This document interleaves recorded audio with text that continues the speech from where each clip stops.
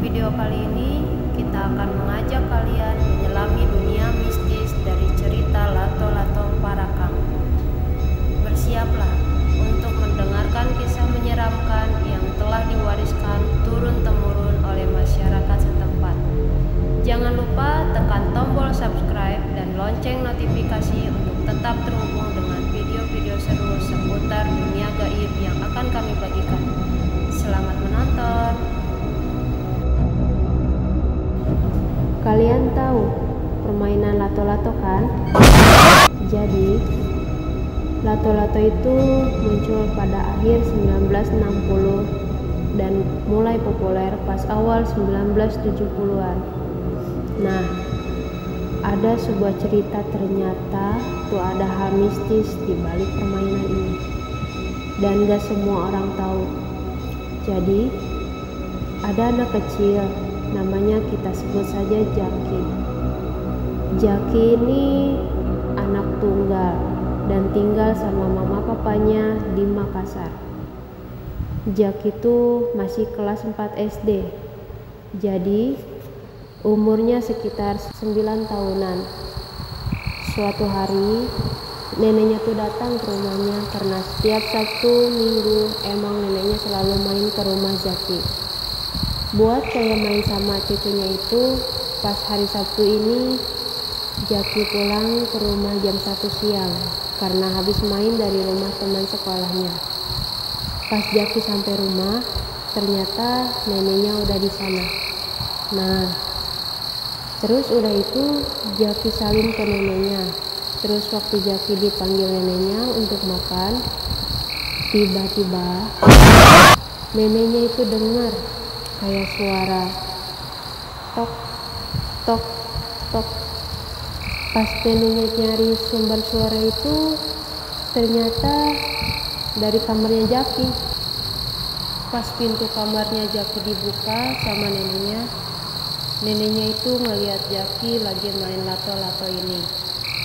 Di situ neneknya kaget banget, teriak ke mama papanya Jaki pakai bahasa Makassar yang artinya tuh, ya Allah, mode peristiwa apa ini? Itu bisa manggil.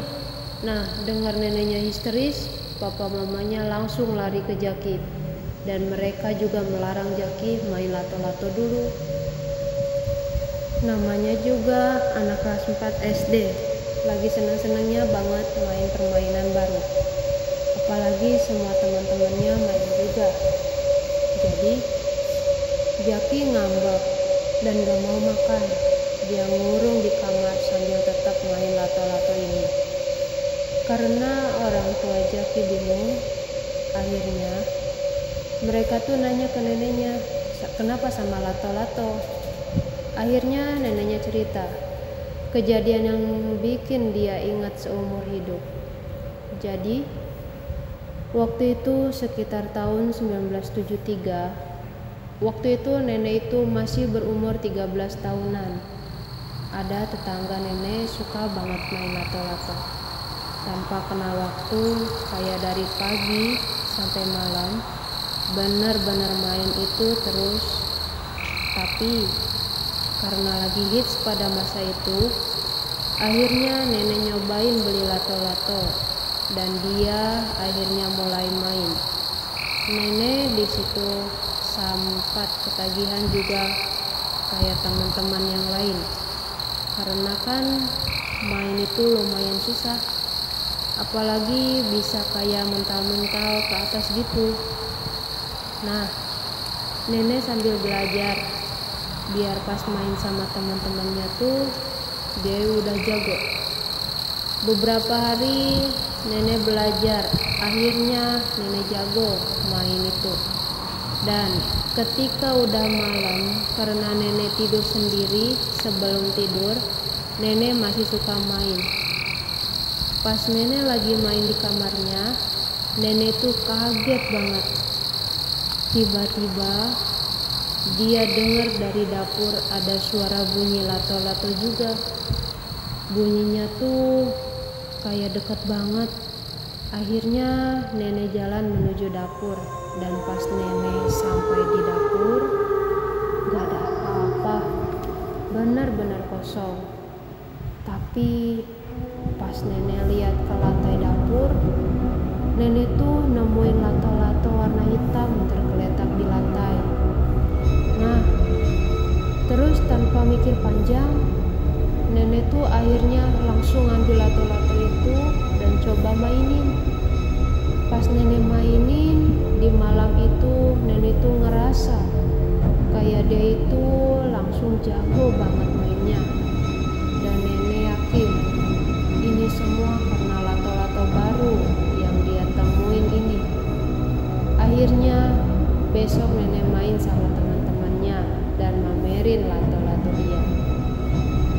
Teman-temannya pun kaget, kenapa nenek bisa punya warna hitam dan bagus banget kelihatannya. Terus siapapun yang mau nyoba punya nenek juga jadi langsung jago mainnya. Dari situ nenek tuh ngerasa kalau lato-lato barunya dia itu semacam kayak jimat keberuntungan gitu. Karena itu dia tuh jadi sering dipuji teman-temannya. Terus teman-temannya jadi sering pinjem buat main. Sampai akhirnya sewaktu malam pas tidur, nenek itu naruh lato-lato hitam itu di meja sebelah kasurnya.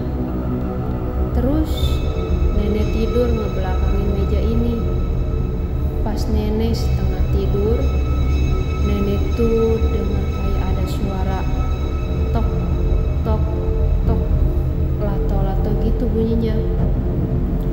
Tapi sumber suaranya tuh benar-benar di belakang nenek. Nenek di situ takut banget. Tapi di sisi lain dia penasaran juga. Dan akhirnya nenek nengok pelan-pelan ke belakang buat mastiin itu apa. Pas nenek nengok ke belakang itu, ada sosok Parakang lagi senyum-senyum.